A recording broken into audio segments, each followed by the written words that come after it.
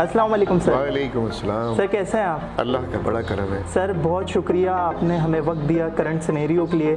Sir आप हैदराबाद का फ़ख्र हैं, हैदराबाद की जान है, हैदराबाद की मान है, माशाल्लाह से बहुत बड़ी शख्सियत है आपकी। और इस वक्त मैं अगर ये कहूँ कि आपका मैं तारुफ़ कराऊँ, जिसके लिए मैं बहुत छोटा हूँ अभी, तो सर सबसे पहले तो ये बताएं कि ये जो माह मुबारक के अय्याम हैं, ये किस तरह से आप गुजार रहे हैं?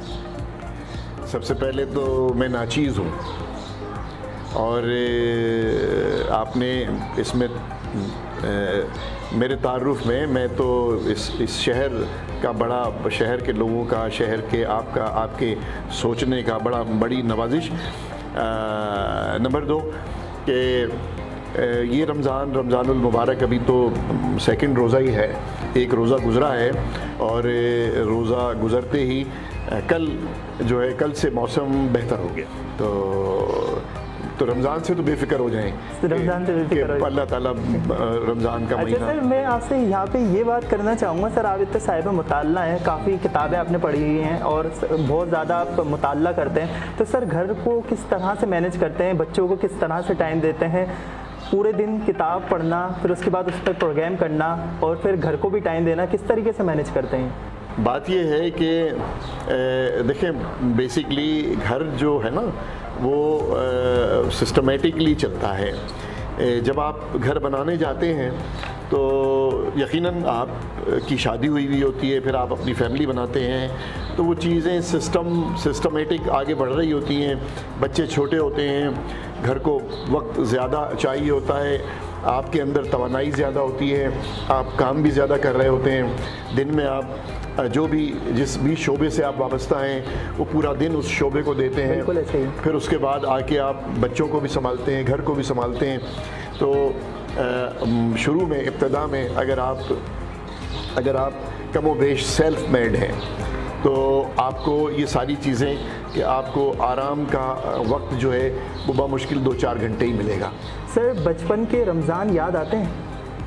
बचपन के रमज़ान तो क्या बात है, बचपन के रमज़ानों की, और वो बचपन के रमज़ानों में हम सारी रात सहरी के इंतज़ार में होते थे, और आमतौर से घर के बाहर और मस्जिद के बाहर बैठे होते थे। तो सहरी तक हम घर के बाहर, मस्जिद के बाहर जो है वो सहरी की अज़ान का इंतज़ार करते थे, मस्जिद से नातें पढ़ते थे, फिर अफ्तार का इंतज़ार करते थे। तो दोपहर से अफ्तार का इंतज़ार शुरू हो जाता था, मतलब ज़ोहर से कह लें या असर से कह लें कि असर के बाद से अफ्तार का इंतज़ार शुरू हो जाता था। फिर उस अफ्तार में तरह तरह की चीज़ों की फरमाइश होती थी कि ये चीज़ें चाहिए अफ्तार में खाने के लिए। फिर पानी के लिए वालिदैन की तरफ से डांट पड़ती थी कि पानी नहीं पियो, पानी कम पियो। आपने माशाल्लाह सोशल वर्क भी आप करते हैं, सियासत पे भी आप बात कर लेते हैं, और समाजी रहनुमा भी हैं आप, तो माशाल्लाह इतनी सारी क्वालिटी 3 in 1 अगर इसको कहा जाए तो कैसे सर? हाँ, वो बेसिकली मेरी जो मुलाजमत रही वो इस किस्म की थी कि उसमें मल्टीपर्पज़ काम करने पड़ते थे। तो उसमें हमारा इंटरेक्शन जो है वो पॉलिटिशियन से भी होता था, सरकारी अफसरान से भी होता था, समाजी खिदमात अंजाम देने वालों से भी होता था, बाज़ार वालों से भी होता था, चैम्बर ऑफ कॉमर्स से भी होता था, और सहाफ़ियों से भी होता था, और हर किस्म के जो शोबा हाय ज़िंदगी से ताल्लुक़ रखने वाले हैं उनसे ताल्लुक़ होता था। तो ये सब कुछ उन्हीं से सीखा। सर कोई ऐसी डांट जो बचपन की आपको याद हो? हाँ, बचपन की तो डांट भी और पिटाई भी। डांट तो ज़ाहिर है, मेरे वालिद तो वो बहुत स्ट्रिक्ट थे, अल्लाह ताला उनकी मग़फ़िरत फरमाए, आमीन आमीन, और उन्हें अपने जवारे रहमत में जगह अता फरमाए। तो वो बहुत स्ट्रिक्ट थे हर मामले में, बिलखुसूस नमाज रोज़े के मामले में, और जो आदाब हैं उस मामले में, तो उस पर बहुत मरतबा जो है वो सख्त किस्म की सज़ा भी मिली, और डांट तो खैर पड़ती रहती थी, वो तो रोज़ाना का मामूल था।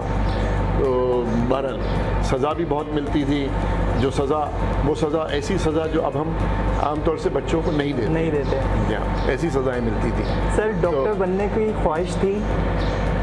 ہاں بالکل, یہ خواہش تھوڑا دیر سے آئی. ہاں مجھے جب میں جب اپنے میٹرک کیا, انٹر کیا, میں نے انٹر کے بعد پھر مجھے یہ خواہش آئی کہ نہیں مجھے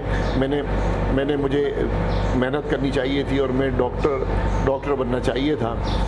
اصل میں پتہ کیا کہ یہ ڈاکٹر والی جو ہے نا ہمارے ہاں بالخصوص پاکستان میں یہ تھرڈ ورلڈ ہے نا, یہ ترقی پذیر ملک ہے. اچھا یہاں پہ ایجوکیشن کا کوئی پراپر سسٹم نہیں ہے. بالکل.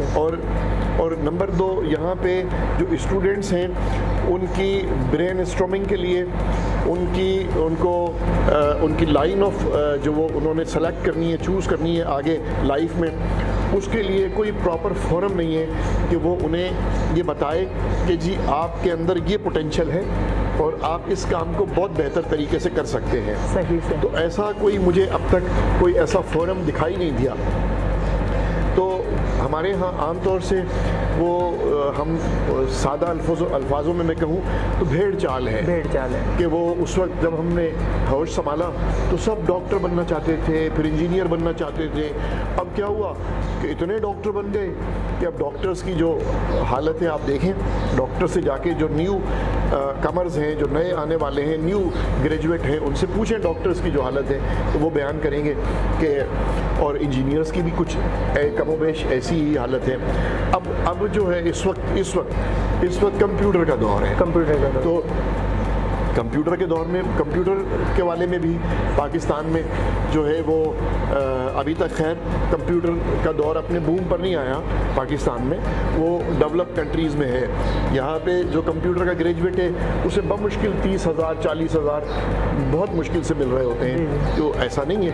اور پاکستان سے نکلنے کے بعد کمپیوٹر گریجویٹ کو تو بڑے ٹھیک ٹھاک پیسے ملتے ہیں ماشاء اللہ. تو بہرحال یہاں اب کمپیوٹر کا دور اب آئے گا. تو کمپیوٹر گریجویٹ یہاں وافر مقدار میں موجود ہیں. تو انشاءاللہ آنے والے دور سے ہم, جیسے میں عرض کروں کہ پیوستہ رہ شجر سے امیدیں باہر رکھ.